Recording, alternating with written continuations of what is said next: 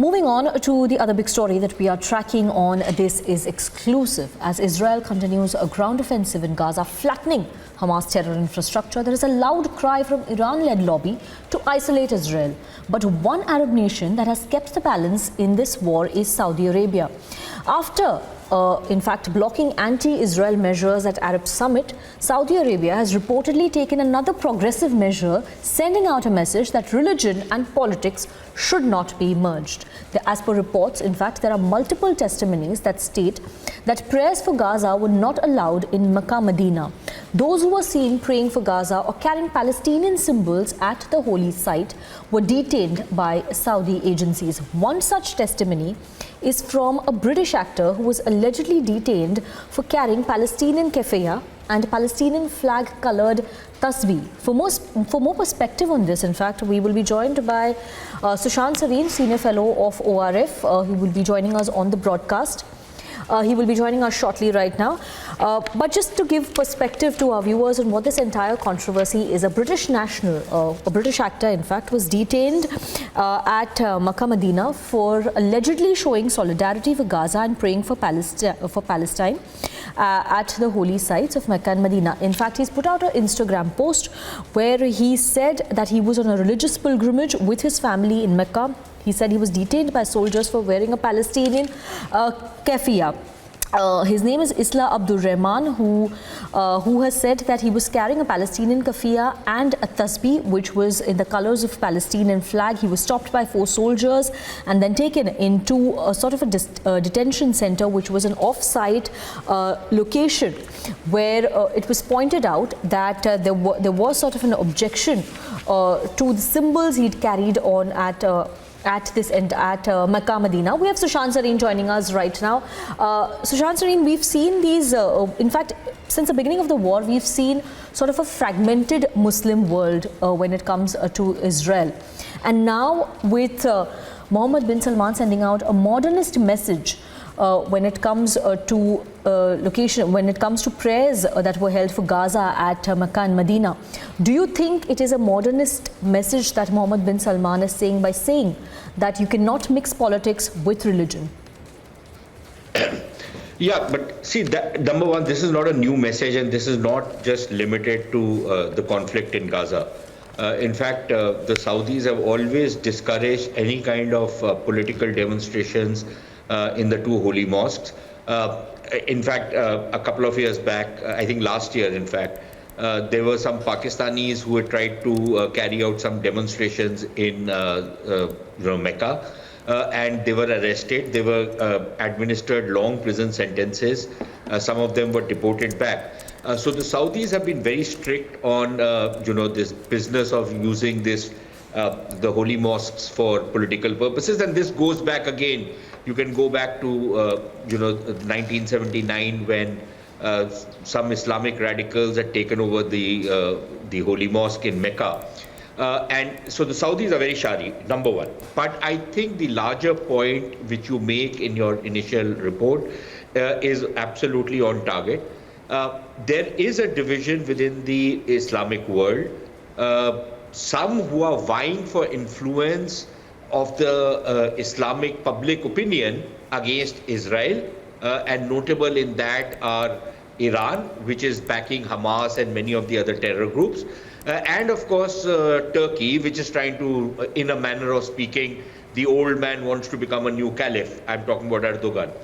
And then there is the Arab world, in which the UAE and Saudi Arabia are taking a lead, which number one, do not want to cede any space to both these countries, Iran and Turkey, but are also not interested in backing terror organizations like Hamas.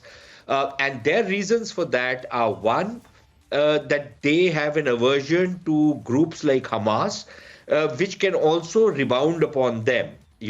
Because the origins of Hamas comes from the Muslim Brotherhood, and there is an anti-monarchy or an the kind of system which operates in many Arab states. They are averse to that. So I think one is that reason, and the other reason is a much more modernistic reason, which is that they want to pull their countries out. The UAE has managed it to a large extent. And I think MBS is making revolutionary changes in Saudi Arabia to keep Saudi Arabia marching in step with the 21st century. The oil economics is going to last for another maybe 20 years, 25 years. It's changing very, very fast. The domination of oil in the international market is also going down. And I think MBS is looking at the future rather than harking for the past. And what he wants to do is he wants to take his country into the 21st century very, very fast, which is why you see sweeping changes he's making. Now, if he is going to give in to this atavistic kind of sentiment which is developing in the Islamic world, much of it based on misinformation and disinformation by countries like Qatar and countries like Iran and social media handles and the wokes in the Western world, in Western universities.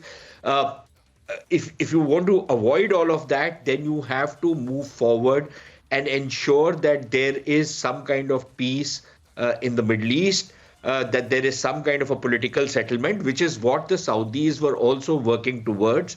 It's not that they've given up the Palestinian cause, but they don't think that Hamas or the Iranian way of going about solving the Palestinian issue is the way to go. They also do not believe and do not subscribe to this, from the river to the sea kind of slogans, which is to eradicate Israel.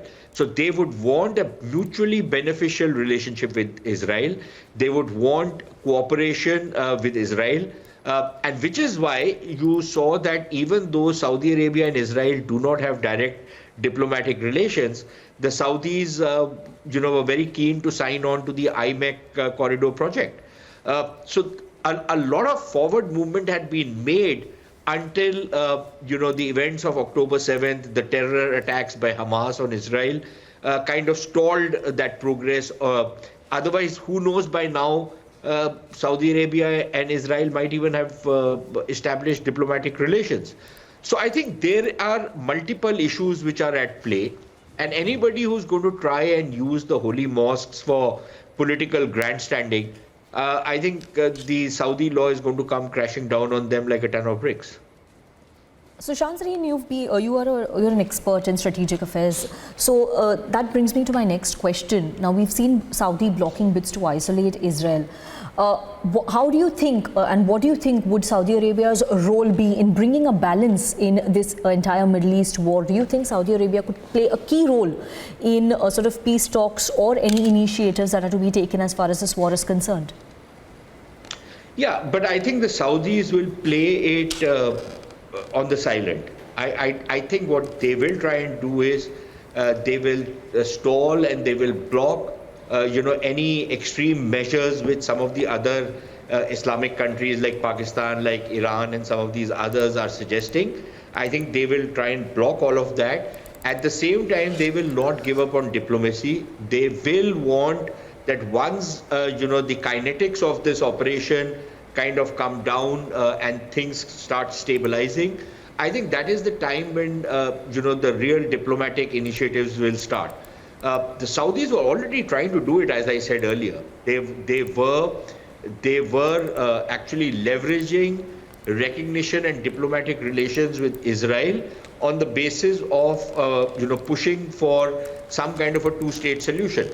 Part of the problem in the two-state solution has been that even when a very good deal has been offered and has been on the table, the Palestinians have been extremely myopic and rejected that deal. So I think the Saudis will have a very critical role to play, partly because the Saudis do hold a kind of a leadership position in the Islamic world. They would certainly not want to cede that space to any other country, least of all to Iran, with whom they have historic, sectarian and ethnic and all kinds of other differences, and differences which go back thousands of years. They would certainly not like to cede space to Turkey, which many of the people in the Arab world see as interlopers trying to become the new caliphs all over again. So I don't think they have any love lost for the Turks also. Yeah. So they would want to cede the leadership of the Islamic world, which means that they will continue to take a leadership position in whatever diplomatic solutions have to be worked out as far as the Palestinian issue is concerned. They will have to knock heads together. They will have to try and even make the Israelis climb down once they have achieved what they are setting out to achieve. So I think the Saudis' role will be very critical, and don't forget the role of the UAE. I think the UAE also will be playing a very, very critical role, and there will be certain other Islamic countries or Arab countries which will also have to play a very important role. Egypt for one, Jordan, even Oman for that matter. So there are a number of countries which will come into play, but many of these countries also, in a sense, look towards Saudi Arabia to take the lead, to take the leadership position, and that is not likely to go away anytime soon. Thank you very much, Mr. Sushant Sareen, for joining us on this broadcast and giving an entire perspective on this news coming in, on how Saudi is trying to take a position in the entire war. We have more news coming in for now. Thank you very much, Mr. Sareen, for joining us.